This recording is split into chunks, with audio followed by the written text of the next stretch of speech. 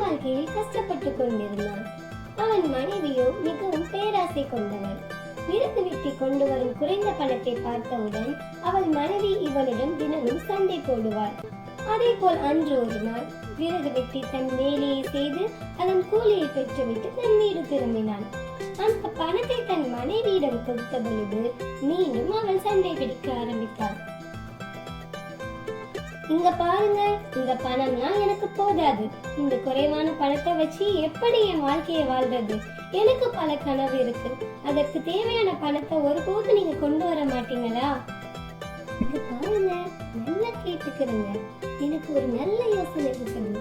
அந்த மாதிரி நீங்க செஞ்சா நம்ம வாழ்க்கையை நம்ம ஜம்முன்னு வாழலாம். இந்த நாட்டு அரசன் ரொம்ப இறக்க குணம் கொண்டவரா.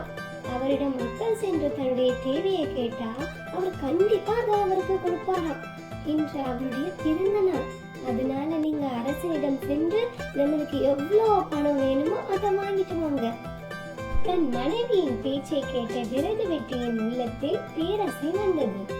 ஓ அப்படியா, சரிமா சரிமா, இன்று நான் அரசனிடம் சென்று நமக்கு எவ்வளவு செல்வம் வாங்கிட்டு வருகிறேன் என்று நீ பார் என்று கூறிவிட்டு விறகு வெட்டி அரசனுக்கு புறப்பட்டார்.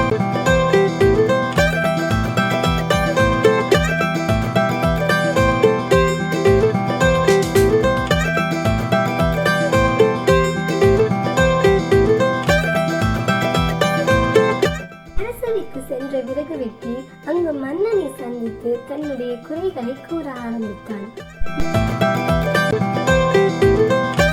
அண்ணா, நான் விறகு வெட்டி என்பதால் நான் சம்பாதிக்கும் என் வருமானம் என் குடும்பத்திற்கு போதவில்லை.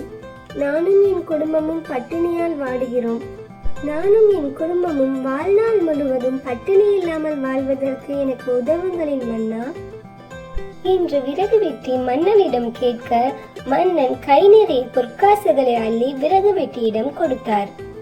அந்த பொற்காசுகளின் அளவு விறகு வெட்டியின் உள்ளத்திற்கு போதுமானதாக தோணவில்லை. உடனே விறகு வெட்டி மன்னனிடம், மன்னா, இந்த பொற்காசுகள் எனக்கு வாழ்நாள் முழுவதும் போதாது. அதனால் எனக்கு இன்னும் கொஞ்சம் தாருங்கள் என்று கோரினார்.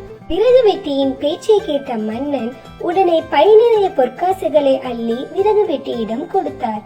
விறகு வெட்டி அதை பார்த்தவுடன் மன்னனை மேலும் கீழுமாக பார்த்தான். அப்பொழுதுதான் மன்னர் புரிந்து கொண்டார் விறகு வெட்டியின் உள்ளத்தில் பேராசை உள்ளது என்று. அதனால் விறகு வெட்டியின் உள்ளத்தை தன்னால் திருப்திப்படுத்த முடியாது.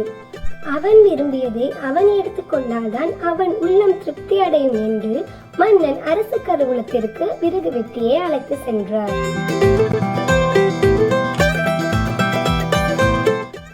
கருவூலத்திற்கு சென்ற விறகு வெட்டி அங்கிருந்த கஜானாக்களை பார்த்துவிட்டு, அடடே, இங்கிருந்து நம்மால் முடிந்த அளவு பொருட்களை எடுத்து சென்று இந்த ஊரிலே நாம் தான் பணக்காரனாக வாழ வேண்டும் என்று இன்னும் பேராசை கொண்டான்.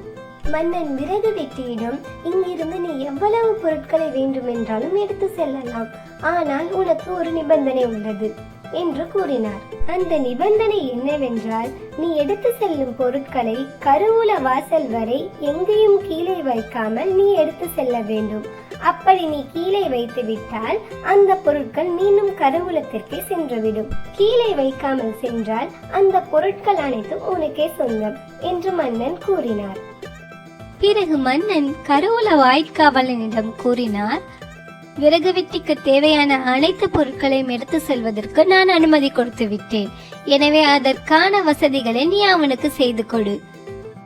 கருவூல வாய்க்காவலன் மன்னனின் கட்டளைக்கு இணங்க விறகு வெட்டி கஜானாக்களை எடுத்து செல்வதற்காக ஒரு சிறிய பையை விறகு வெட்டியிடம் கொடுத்தான். அதை பார்த்த விறகு வெட்டி, என்ன சிறிய பையா? மன்னனை எனக்கு ஆணையிட்டு விட்டார், அதற்கு பிறகு நீ இந்த சிறிய பையை தருகிறாயா என்று கோபமாக கேட்டான். எனக்கு சிறிய பையெல்லாம் போதாது, இதோ இருக்கிறதே இந்த பெரிய பீப்பாய், அது நிறைய நான் கஜானாக்களை எடுத்து செல்ல போகிறேன் என்று கூறிவிட்டு அவனால் தூக்க இயலாத அளவுள்ள பீப்பாயை தூக்கினான். விறகு வெட்டி பீப்பாயுடன் கீழே விழுந்தான். பீப்பாய் கீழே விழுந்து அதில் இருந்த அனைத்து பொருட்களும் சிதறின. விறகு வெட்டிக்கு மன்னன் கொடுத்த வாய்ப்பு அவன் கை நழுவி போனது. இதை பார்த்து கொண்டிருந்த மன்னன், உனக்கு கிடைத்த இந்த நல்ல வாய்ப்பை நீ பயன்படுத்திக் கொண்டிருந்தால் உனக்கு தேவையானவை உனக்கு கிடைத்திருக்கும். உன்னுடைய பேராசையால் ஒரு நல்ல வாய்ப்பை நீ இழந்து விட்டாய்.